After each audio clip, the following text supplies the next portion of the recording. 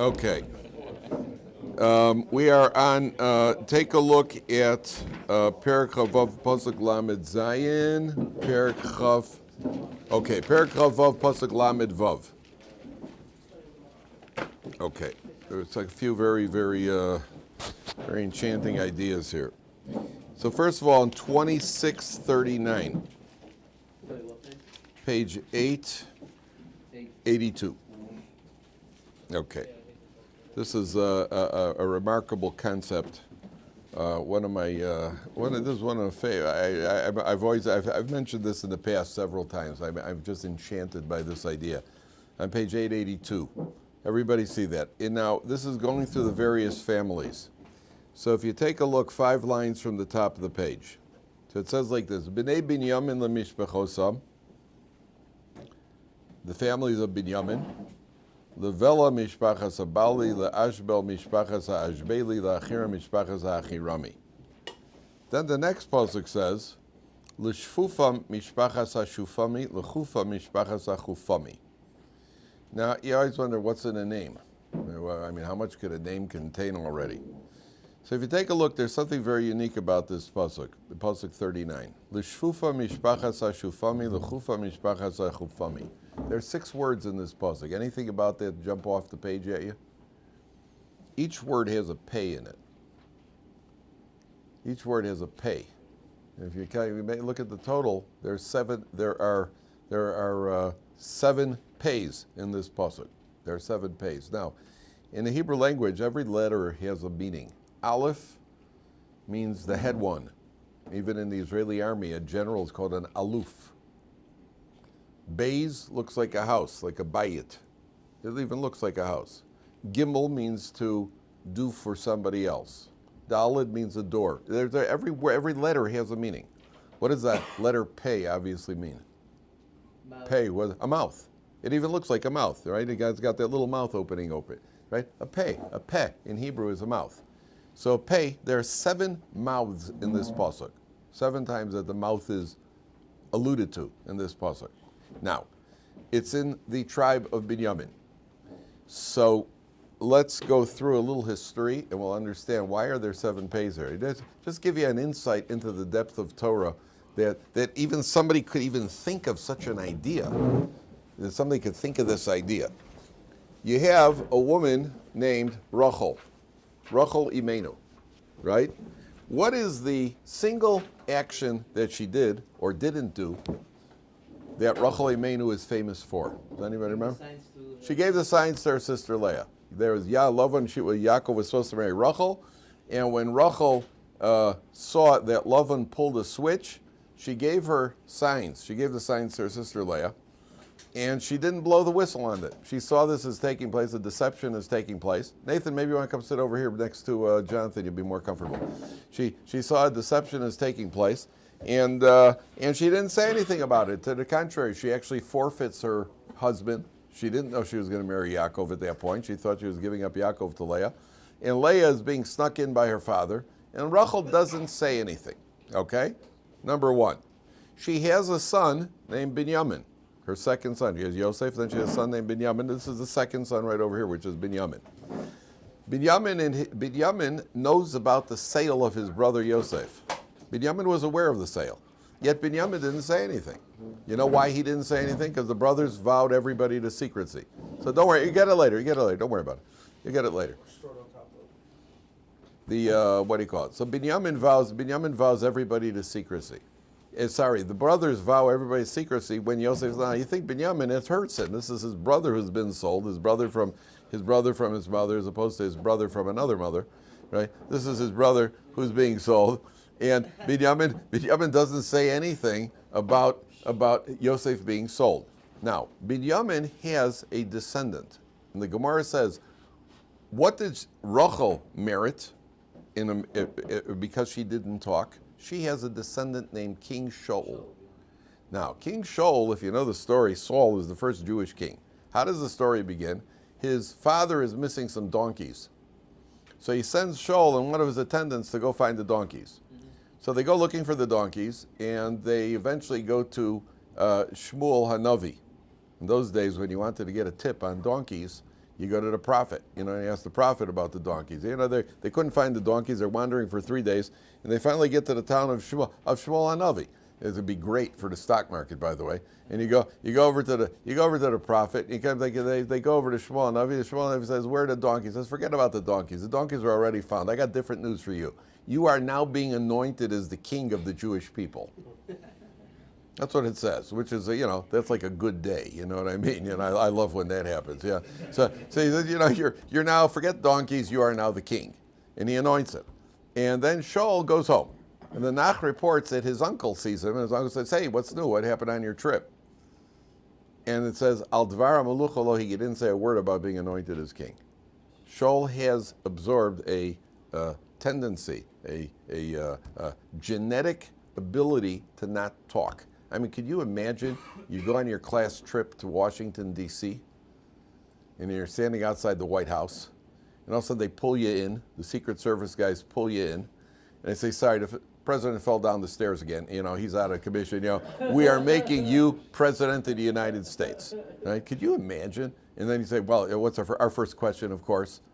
The first question is there going to be kosher food? Right? Yeah, we got food for you. What about a mikveh? Yeah, down in the White House. Yeah. What about a minyan? Yeah, we got a bunch of Jews on the staff. Yeah, don't worry about it. Yeah, got all the Jewish questions. Then it's like, can I also drive the limousine? All the things every Jewish kid wants to do. Can I see how it works? And let's play hide and seek in the White House, with all the secret tunnels that they have over there and everything in it. Okay, see, now you come home and your uncle sees you. Your uncle says, "Hey, Moshe, anything happen? How was the trip to Washington D.C.? Yeah, great.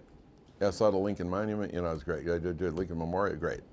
By the way, Unc, you're talking to the president. He didn't say a word. Where does Shaul get that ability? That's inherited from his Binyamin, from Rachel, through the line. Shaul has 2 children. One of them is Yonasan, Jonathan, and one is Michal.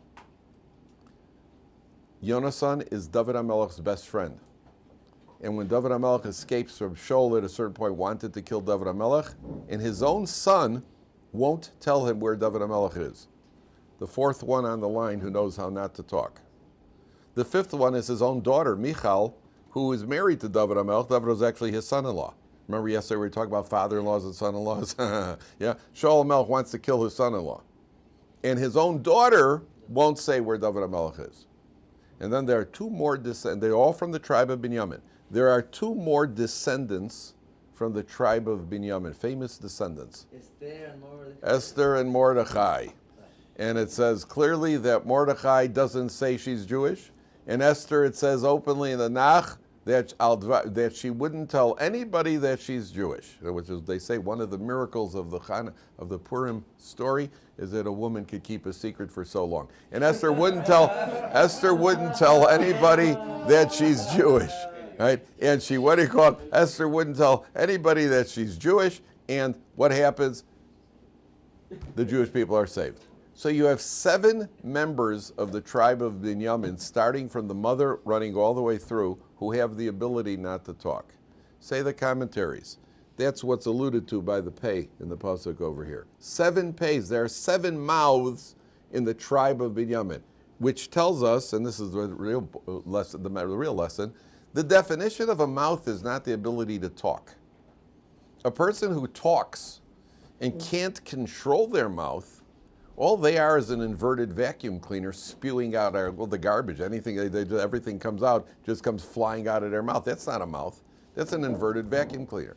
A person who knows how not to talk, that's what defines a mouth. That's the difference between a human being and an animal. A human being is somebody who has the ability to speak. But the ability to speak has to be tempered by the ability to not speak and know when not to speak. So a person who uses his mouth properly, a person who speaks when they compliment people, they speak for Torah, they speak when they daven, they speak to build people up, they speak to encourage people, that's a mouth. A person who puts people down, insults people, says the wrong thing at the wrong time, under the wrong circumstances, that's a person, that's not a mouth, that's a garbage pail. That's a garbage pail that's blowing out garbage. Therefore, the Torah is teaching over here, that's what a mouth really is. I heard about a woman is walking, she's a pregnant woman, and she's got a 3-year-old child who's got some sort of very clear deformity, some sort of genetic deformity. and she's walking, and she's about 7 or 8 months pregnant, and another woman sees her on the street, and she looks at her stomach, she looks at the kid, she looks at her, she says, aren't you worried the next one's going to be like him? Right? That's not a mouth. That's just somebody who was let out of their cage for the day, And so this woman, to her credit, she smiled, she says, I'm not worried at all. Whatever Hashem gives me, I'll be happy with. But the woman over there, she's a verbal murderer. You understand? That's not a mouth. That's not a mouth. That's a weapon. That's a weapon. I heard they have these. Ever hear those teeth that you put, those teeth that dance around the table? Those talking. Sometimes people got those. That's what people look like. They're just like my younger brother. Younger brother's the one we don't talk about. But there was a woman that we knew in back growing up, and my younger brother nicknamed her Jaws. That's what he called her, Jaws, right? Because she would come to the house, and it was just she was stuck on automatic, And so he called her. It wasn't very nice, but that's why he called her Jaws, right? So a person who Jaws, the Jaws, they never stop. That's what the Torah is alluding to. He loved the movie Jaws. He was actually going to be an oceanographer. Right, he was going to be, so he was into sharks and all sorts of stuff and couldn't understand why I wasn't interested. Now, turn back for a second, just to finish this off, because we have to get on to the next idea. Turn back to Parshas Tetzaveh for a second. What page? I will tell you as soon as I find it. You'll be the first to know. Or one of the first, along with everybody else. On page, one second. When it talks about 464 starts, but I don't know where it talks about the here it is. You said Tetzaveh? Parshas Tetzaveh. Yeah, one second. Yeah, but I want to find the where it describes the stones. Stones? The 4 rows of stones that the Kohen Gadol had on his chest plate. 468 maybe. 468. One second. Yes, 468. Thank you, Mayor. Okay, if you look at on page 468, take a look at Pasuk Yud Zayin. It's 9 lines from the top. 9 lines from the top on 468, and it describes the various stones that are going to the chest plate. So it says, "Umilesa bo miluah 7, you shall fill it with stone." 9 lines to the top. Arba turim oven, 4 rows. Tur, first row is called Odem Pitata Uvarekes Atura Echad. Those are the various gems. Each gem corresponded to one of the tribes. Ve'atur hasheni nofech sapir v'yalom. Ve'atur hashlishi leshem shemo ve'achlama. Ve'atur haravi tarshish v'shoham v'yoshvei.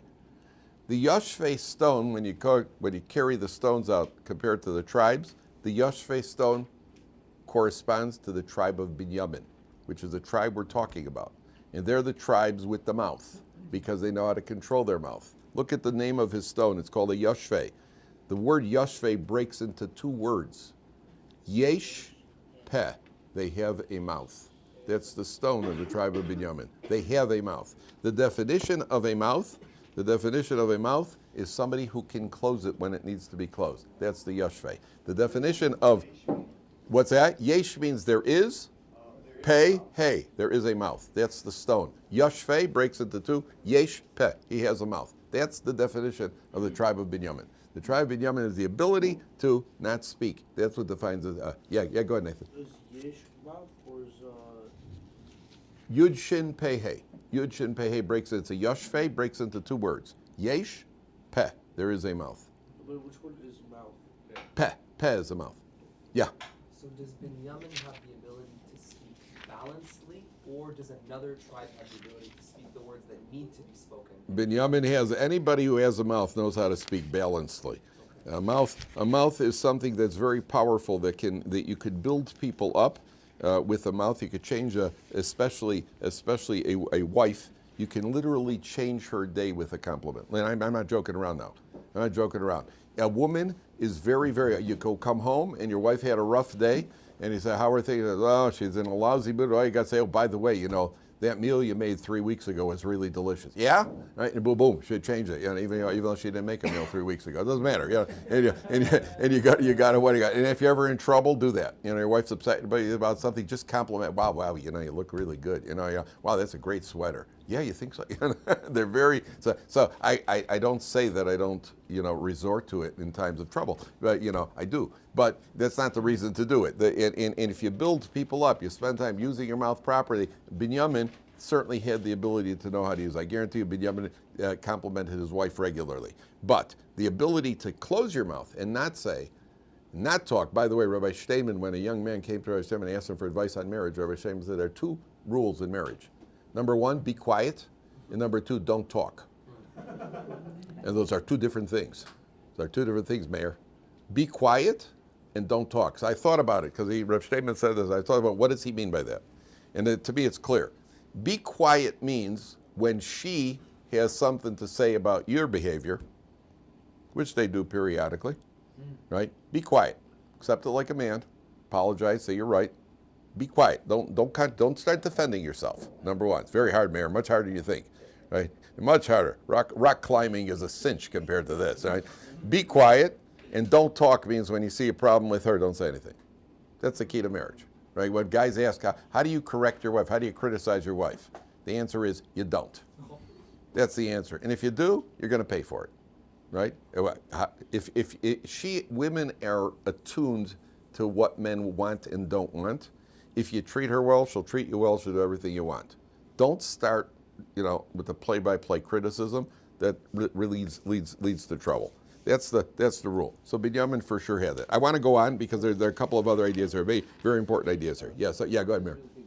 The letter pay, also, if I may approach for a second. Yes. Maybe, for sure the Rabbi knows this, but I'm not sure because it's really worth it. I think that it's like really convenient for it. So this is the pay, right? Yeah. But This is secret, by the way, guys. Yeah. What is inside the pay? This is the way it's written in the Torah. Oh, there's a base in the There's pay. a base. Yeah. Bracha, what is inside the pay? Like, Oh, it's a bracha. Yeah, base stands for bracha. Very nice. Inside Very, the- very nice. it's What he's pointing inside the out, part. is looking at the white part of the pay. If you look at what's the white, show the picture to everybody because it doesn't appear that good in the. Yeah, no, show it to everybody. How the white part inside the pay, the way it's written in the script in the Torah, there's a base, and a base always stands for bracha, for blessing. The mouth is the source of blessing. Yeah, very nice. Base stands for bracha. Pay is the mouth. Base is bracha. So it's not written, but it's there. Okay. Take a look at page 886. Top of 886. Okay, now we get into a little bit more, things get a little confusing here. Top line. Vatikravna benos Zelophehad ben Chefer ben Gilad ben Machir ben Menashe lemishpachas Menashe ben Yosef. Ve'elishmos ben Osov Machla Noach ve'Chagla Milka v'Tirta. 5 young maidens come and approach Moshe Rabbeinu. And the Torah mentions their names. V'tamodna liftei Moshe liftei Elazar John Holy. Liftei Moshe Elazar HaKohen liftei Anasim v'Chol Ha'eda. Pesach Ol Moed. They come and they approach, and they have a problem. Avinu Meis Bamidbar, our father died in the desert. According to our tradition, Zelophehad, their father, was the guy who violated Shabbos and he was executed for violating Shabbos. But he had good intentions. There's a key point over here, we'll see in a second. He was not part of the congregation of Korach, who rebelled against Moshe Rabbeinu. Ki becheto meis, he died sinless. He died of his sin. Ubonim lo hayulo, he did not have sons. Now that's a problem. We'll see. We're going to explain this in a second. Hold all the questions for a few minutes. Lama yigor Hashem avinu mitoch mishpachto. Why should our father's name go lost? Ki ein lo ben, he doesn't have a son. We're gonna get married, and his property is going to go to different families. Tein lanu achuza besochachi avinu. Please give us a portion among our father's brothers. Vayakrev Moshe es mishpaton lifnei Hashem. Moshe brings their judgment to Hashem. So these girls, 5 young ladies, very wise young ladies, they come to Moshe Rabbeinu and say, hey, listen, father didn't have any sons. There's nobody to inherit from him. And then his property is going to go off to other people. Why should his property, we should inherit.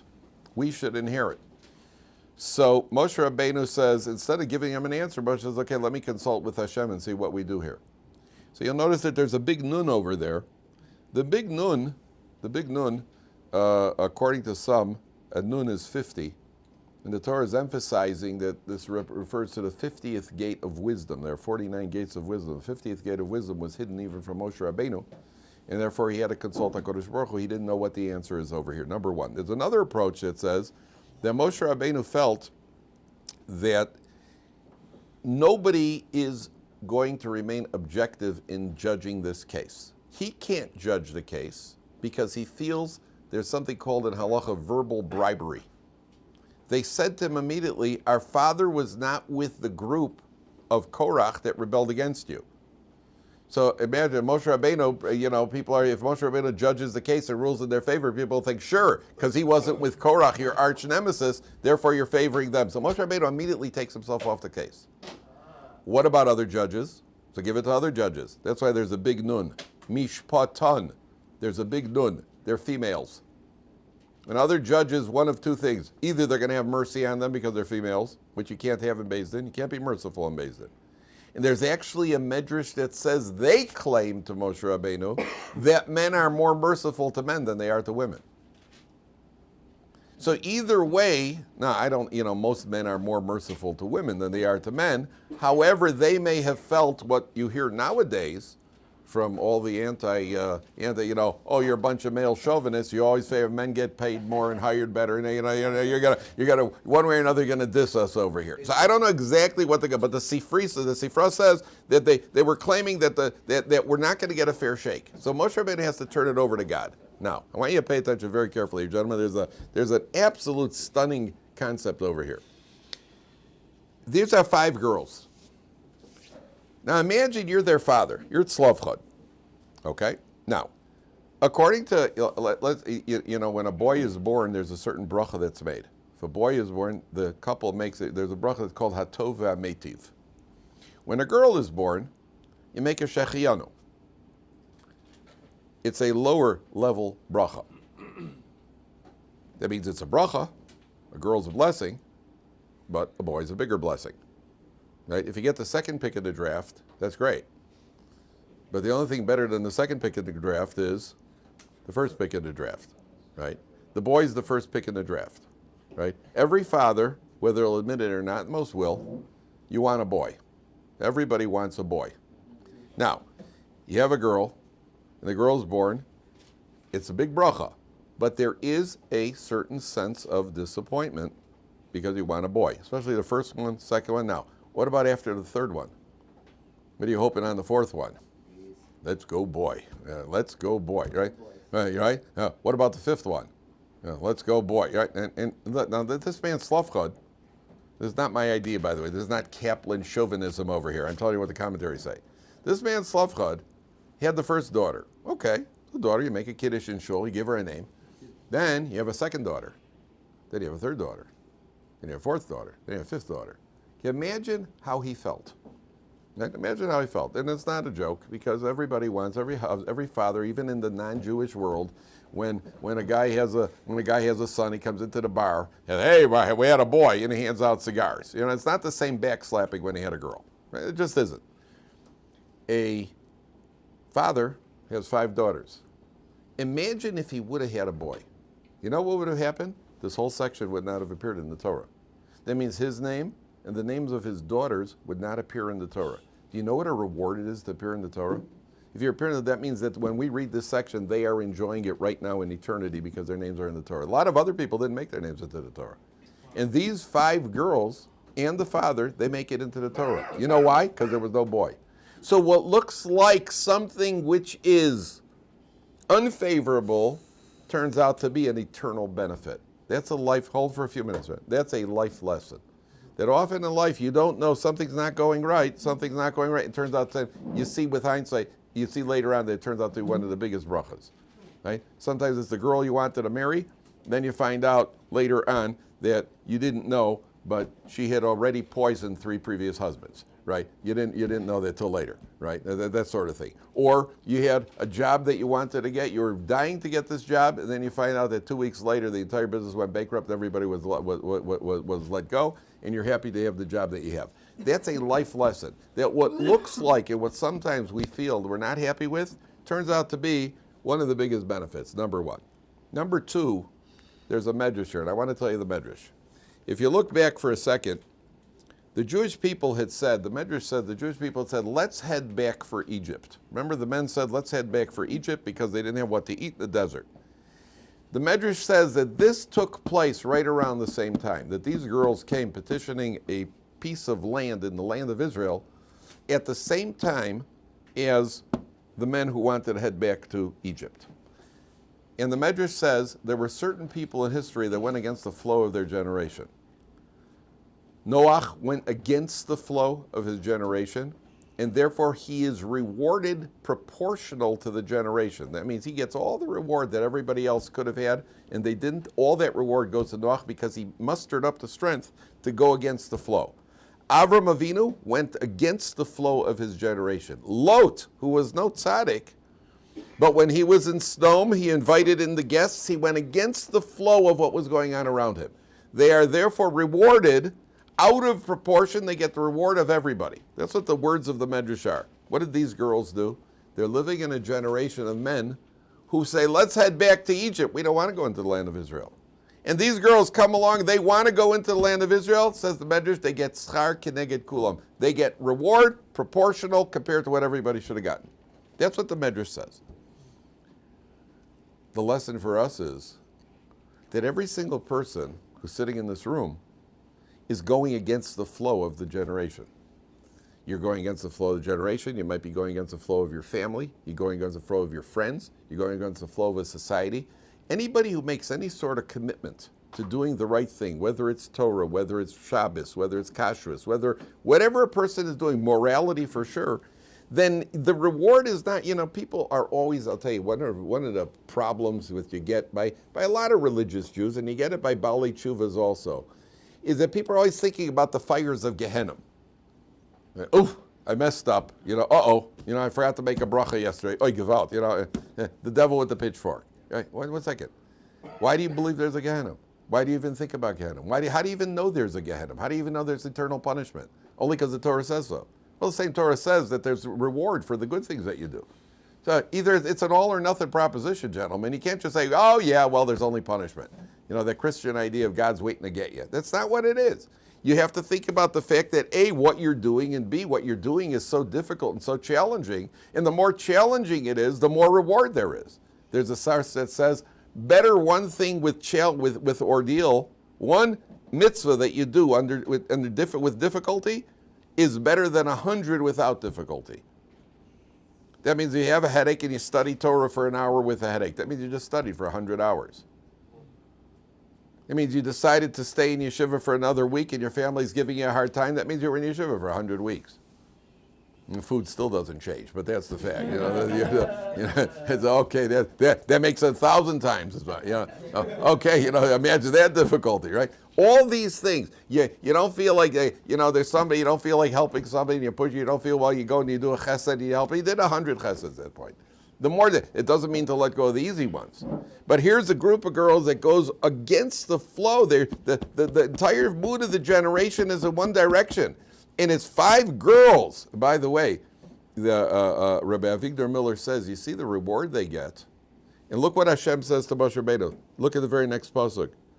Vayomer Hashem el Moshe, Kain benos Zelophehad dovros. Yeah, they're right. Can you believe it? They're right. You give them a portion in the land. So you got these 5 girls. Can you imagine saying something and a heavenly voice comes down and it says, wow, Mayor, you're right. That'd be a good thing, yeah? Eitan, you were right. A heavenly voice. You make a comment in your Gemara class, and all of a sudden a heavenly voice says, Miguel, you're right. How do you like that? That would be a terrific thing. I would love to hear a heavenly voice saying I'm right. And over here you have for eternity a pasuk in the Torah that says, Kain benos Zelophehad, that God is saying, yes, the daughters of Zelophehad are right. And what that teaches, page 886. What that teaches you is that even a girl, there's a pasuk that says, Kol kvuda bas melech prima. The dignity of a woman is internal. That a woman is supposed to be indoors, in sight, out of sight. They say about kids, kids are meant to be seen and not heard. Right? You ever hear that? We always hear that from the previous generation. I guarantee you they were plenty heard also. You know, somehow people have memory lapses, right? You know, oh, they were kids who never made noise. Oh, I see. Yeah. Kids are meant to be seen. That's the old saying. Kids are meant to be seen. Women are meant to neither be seen nor heard. Right? That's a from woman. I heard. Oh, you're going to hear, by the way. You're going to hear. Yeah, they can be not loud. Tznius, the concept of tznius. You've heard about tznius, right? Modesty. Modesty is not how long a skirt is. Modesty is not calling attention to themselves. That's what modesty is. Of course she's allowed to talk. The Gemara says they talk 9 times more than we do. 9 times. 9 times the Gemara says. The Gemara says 10 portions of speech were given to the world, 9 were taken by women, and one was taken by the rest of the world.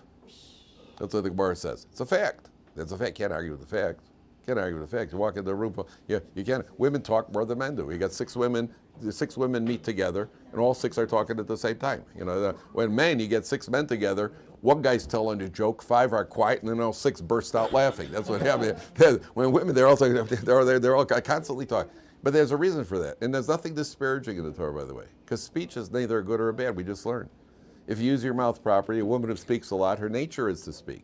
You know why they have that nature? You know why? Why do women have that nature to speak? Do you know that there's a source that says that Adam was created before Eve? She couldn't be created first because she needed somebody to talk to? Can you believe that? That's not. Huh? Can you believe that? That's, I think it's the Orach Chaim that says that. It's not a joke. Why do they have that characteristic? Do you know why they have that characteristic? Nobody knows. Why do women have the gift of gab? Why women talk? Somebody's got to speak to kids. The woman is usually in the house raising the children. Somebody's got to educate them. You ever see a mother go shopping with her kids? It's like a play-by-play. You know, you come home and say, okay, here come the bananas. They're going on the refrigerator. Say refrigerator. You know, okay, now we're going to put the Cheerios. Say, bye, Mr. Cheerios. Bye, Mr. Cheerios. You know, and the whole thing is, you know, there's constant talking. Sometimes they talk to themselves. They walk around the house talking to themselves, which means you're supposed to listen and go, ooh, yeah, right? Especially when she's grumbling. Wow, you know, I guess I'm just having a really bad day. You're supposed to go, boy, I hate when that, right? And they talk. There's a reason. When I went shopping with the kids, there was no talking. You know, I brought home the grapes on those rare occasions. They learned 2 words: don't touch. That was it. That was it. That they learned.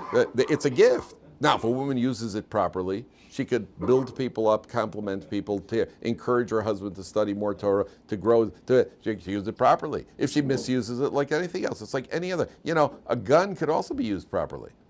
There's a guy yesterday who used the gun properly. Stopped as Moshe shot a terrorist. That's the proper use of the gun, right? Guns all over the place in America. In America, what do you call it? Every 5 minutes, there's another mass shooting. They just had, I think, the 23rd mass shooting of the year in America. Right? They had one in Philadelphia now. Some guy started opening up. So it's misused. Nitroglycerin could also be, you know, a lot of things. Lasers could also be used properly. A lot of things could be used properly. Money could be used properly. It's not a good or a bad. So here you have girls who are normally not noticed. They're normally, you know, behind the scenes. And here the Torah comes and publicizes Kain benos Zelophehad dovros. That means every single person whoever does anything right, there's a voice in heaven that's announcing you just did something right. There's a voice announcing you just put on tefillin this morning. You may not hear the voice. There's a voice announcing you just did a mitzvah. There's a voice announcing you just overcame a temptation. There's a voice. It's not just them. This is what it says in the Torah. But it means that HaKadosh Baruch Hu ratifies every decision that a person makes. That's a proper decision. Whether it's active or whether it's passive, HaKadosh Baruch Hu ratifies the decision. Okay, one more point. Because somebody asked me about this yesterday. So you turn ahead to Moshe Rabbeinu. And God says to Moshe Rabbeinu, top of page 888. And this is very puzzling. Everybody wonders about this. Vayomer Hashem el Moshe, top line. Alei el hara avorim hazeh. Go up to the top of this mountain. Ureyes ha'aretz asher nasati v'nei Yisrael. Go look at the land that I've given the Jewish people. V'reisa osa, you'll look at the land, v'nesafta el amecha gamata kasher nev safar archir. You're going to look at the land, but you're not going in.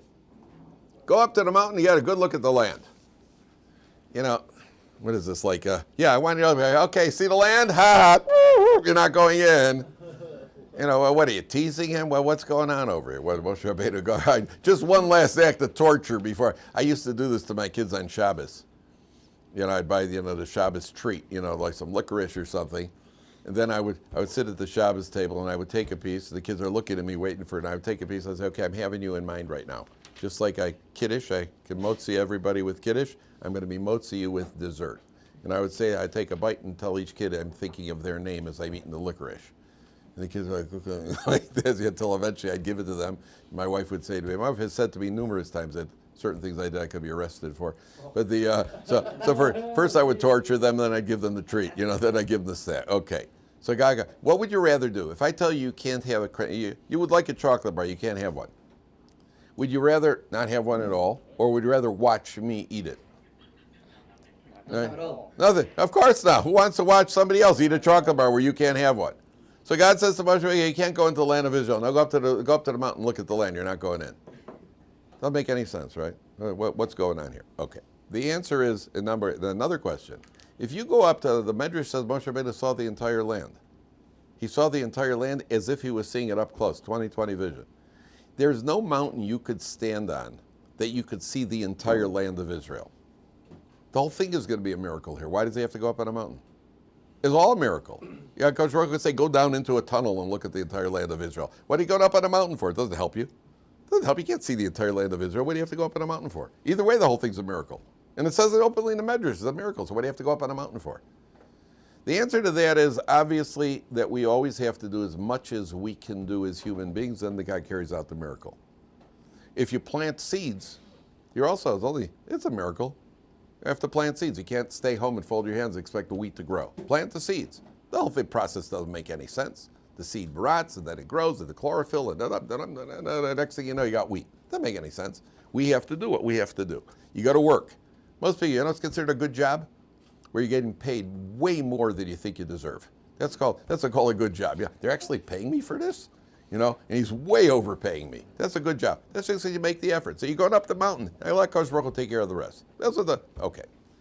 The idea here is that Moshe Rabbeinu understands.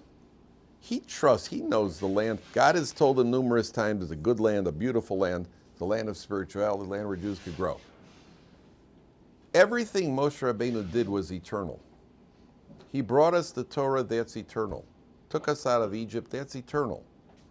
Moshe Rabbeinu looking in the land of Israel is to plant a seed in us to have an eternal land, the yearning for the land of Israel. He's looking at Israel to put that seed. Why is it we still yearn for the land of Israel? Do you think Italians in America yearn for Italy? Do you think that Afghan immigrants in America yearn for Afghanistan? Somehow not, right? Somehow not. You're yearning for Afghanistan, right? Why, you don't have enough rattlesnakes where you live?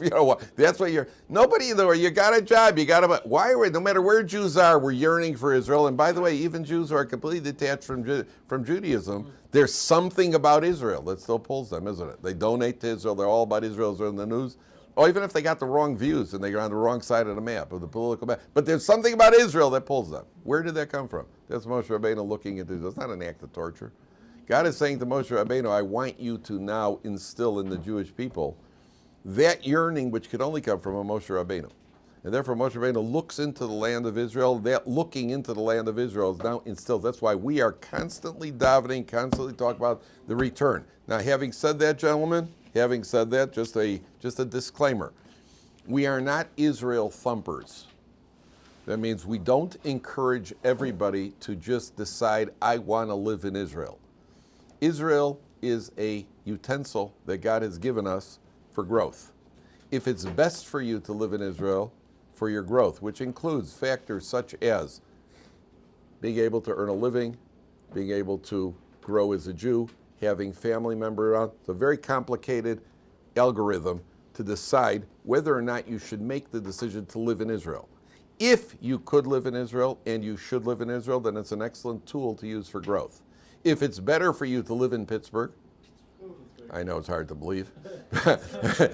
Pittsburgh of all places, right? Yeah. If it's better for you to live in Denver, they're a nice place. Yeah. If it's better for you to live in New York, better for you to live in England or in South Africa, as an all-around person, then you have to consult, obviously, and live in the place that's best for your overall growth. Israel is not an ends, Israel is a means to an ends. But not all means to ends could be used by all people. Different things are means to different ends. On the other hand, there is a certain growth that's possible for somebody who could live in Israel and does live in Israel. The Medrash says, Ein Torah ketoras Eretz Yisrael. There's no Torah like the Torah learned in Israel. But again, that's one factor. That's not the only factor. And that's a very, very careful consideration. There are people who have come to live in Israel and ended up frustrated in Israel because they couldn't make a living or they didn't have family nearby. It's a very, very tricky, and that requires input from somebody who's got experience, somebody who's a mentor. On the other hand, Moshe Rabbeinu, by looking into the land of Israel, he is instilling in us a yearning, the eternal yearning for the land of Israel. Okay? Now, just one point about the fast day. Anybody who is interested in eating before the fast begins tomorrow morning. The crack of dawn is at what's called Olos HaShachar is at 3:48. That's the crack of dawn. If you're quiet, you could hear it, by the way. Quiet at 3:48, you'll hear the crack of dawn. And what do you call it? The halacha is, because some people like to get up and eat before the fast. Number one, you have to have in mind when you go to sleep that you'll be doing that. And number two, you have to start eating. If you want to eat bread, you have to start eating at least a half hour before the crack of dawn. If you get up and you had in mind to eat, but you don't want to eat bread, or you're within a half hour, you can't eat bread, you could eat something else. I personally, it's not, and if you didn't have in mind when you went to sleep that you can't eat, you could drink, but you can't eat. And for those of you who are caffeine, those of you who drink coffee, which is the biggest issue, that's what I do. I usually get up, I set my alarm clock to get up at about 3:30, and I'll probably get up at 3 o'clock, have a couple of strong cups of coffee, and then what I do is just stay up as long as I can. I just try to stay, so I learn as long as I can, collapse at about 5 o'clock, and then wake up for davening, and at least you have some caffeine in your system. Those of you who don't drink coffee, you should start. That's the, all right, so see you tomorrow, guys.